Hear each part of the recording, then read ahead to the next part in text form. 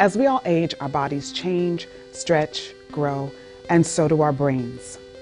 This is your brain on adolescence.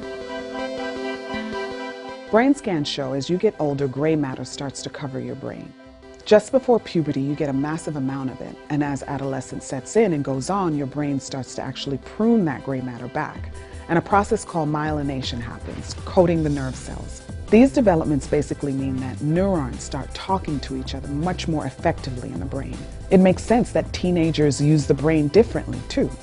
Take the amygdala, the tiny almond-shaped area in the brain. It's where emotions get processed, but not necessarily that well. For example, if you're angry at someone, your frontal lobe could tell you to insult them, but your amygdala might tell you to punch them in the face instead. Kids use emotion rather than logic when reacting to the world around them. This has been researched using different experiments. In one, teens were asked to look at a cross on a computer screen. They were told that a light was going to blink on the screen, but that they should resist their impulse to look at it. Adults and children were also assessed. Kids weren't so good at it. Adults could do it pretty well, and teens could do it, but it was hard for them. Brain scans show how adults can make these kinds of judgment calls by using their frontal lobes, which scientists call the orchestra conductor of the brain. That's because it controls reasoning, helping us to think before we act. Teens use less of these areas that adults can access more easily. This means teens seek some sensation more than adults do.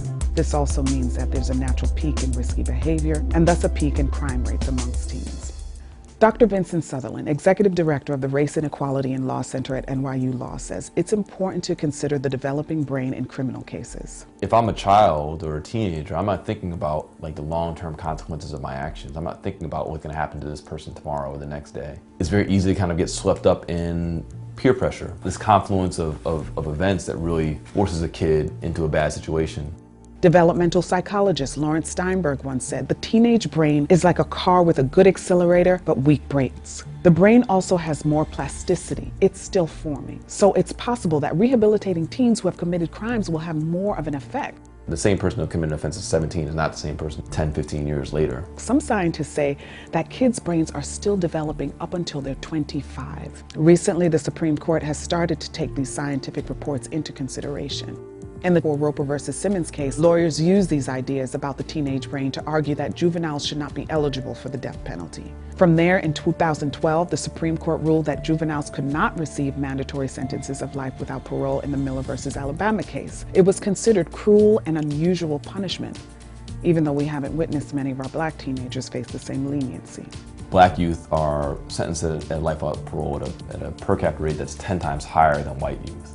Some of the entire impetus for the changes in juvenile sentencing grew out of heavily racialized myths around black criminality and youth, that they needed to be put down or locked away. Teenagers might be seeing the world just a little bit differently.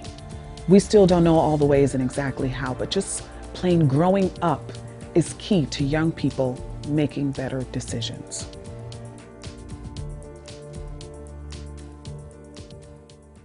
What's up? I'm PJ with The Root. We want to bring you more series and videos like this, and we need your help.